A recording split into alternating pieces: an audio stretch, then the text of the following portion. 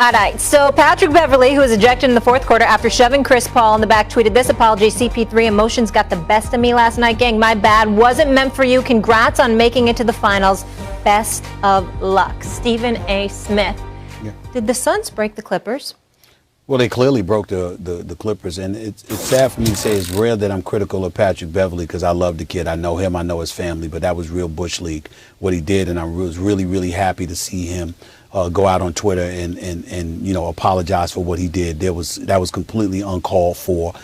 It warrants a suspension and definitely a dock and pay. There is no question about that. That's something that was excessive and completely unnecessary for him to do.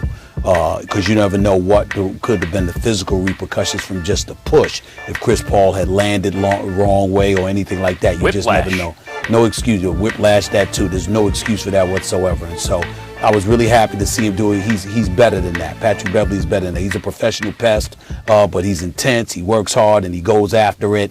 And he could be on my team any day of the week. But I was pretty ashamed of what I saw from him last night. There was no excuse for that. So it's good to see him apologize because he's a much better person than that. I can tell you, as somebody who knows him personally, I can tell you that. Having said all of that, they clearly broke him.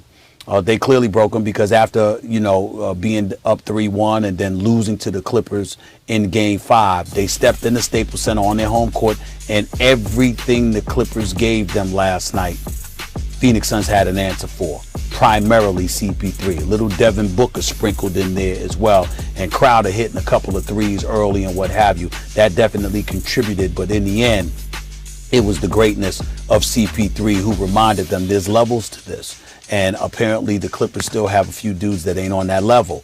And that's what happened last night. And so when you're losing, and you're losing in convincing fashion, if it were a nail biter down the stretch and stuff happened, that would be different.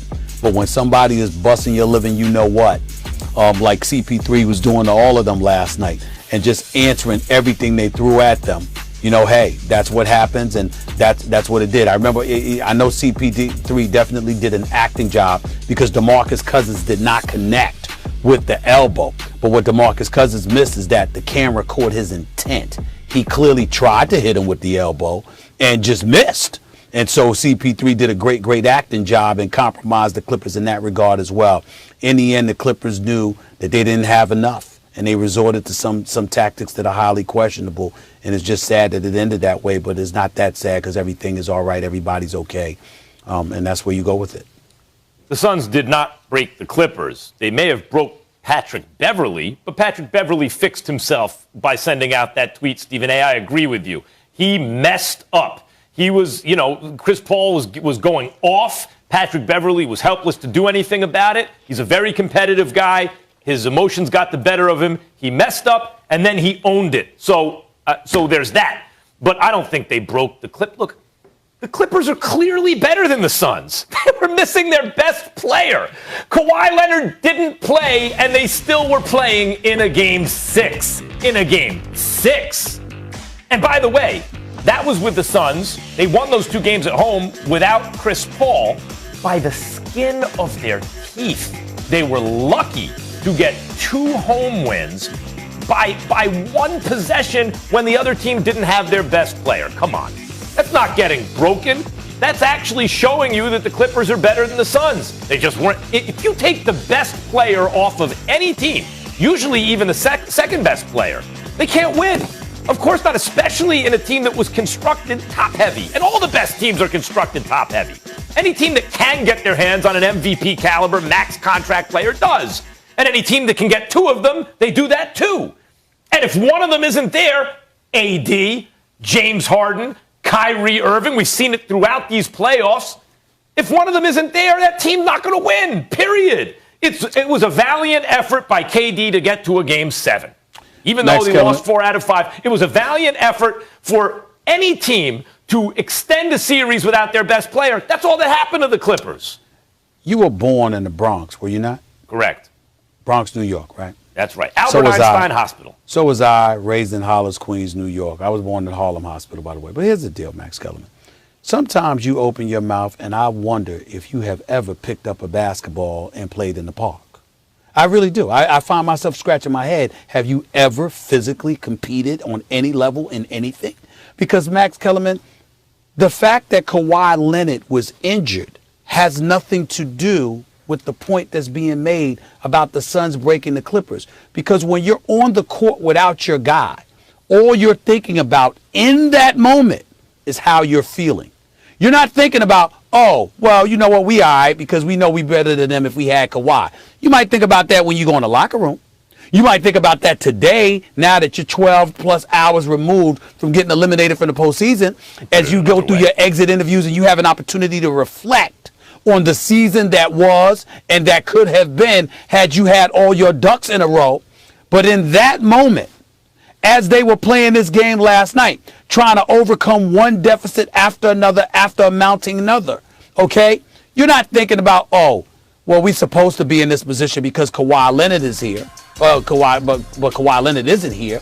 You're thinking about the fact that these brothers are giving it to you, and there's little to nothing that you seem capable of doing about it at that moment. Fine, but let's do it another way. Okay, let's say this. We are with another way. I mean, can you at least can you at least concede I'm addressing it. that what I just said is right? I'm addressing it right now. Go ahead.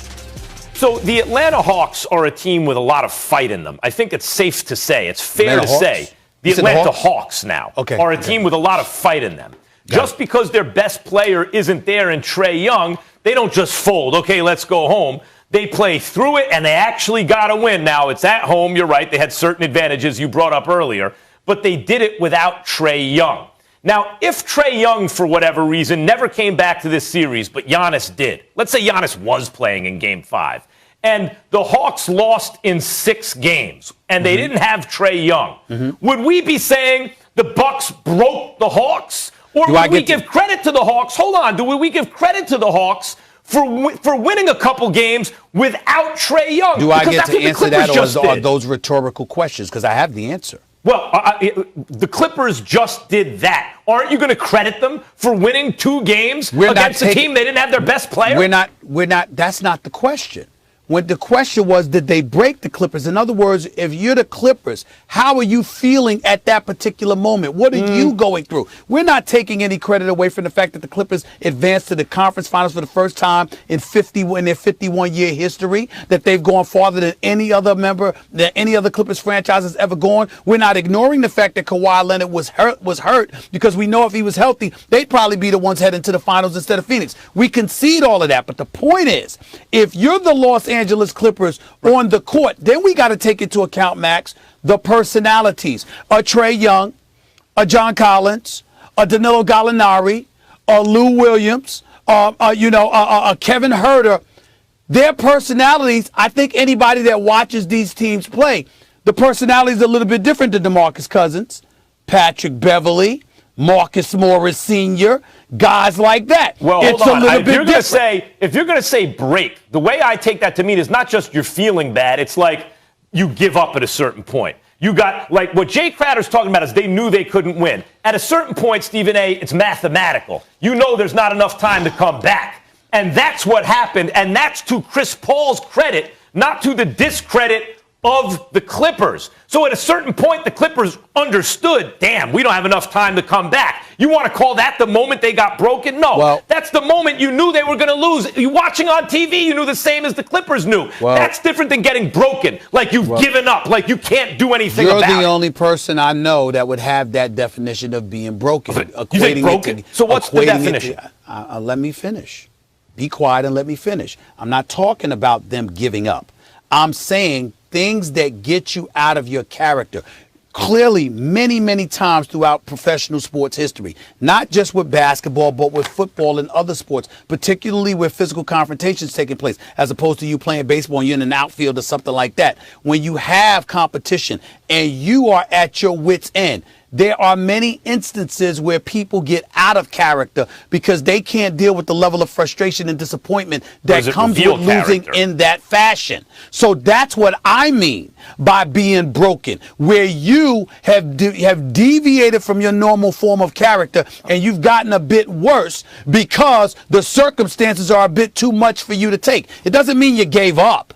It means that, unfortunately, you're conceding and succumbing to reality.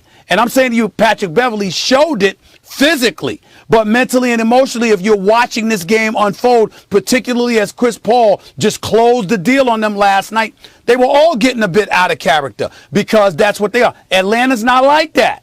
Atlanta's built a little bit differently. Their mental makeup is a little bit different.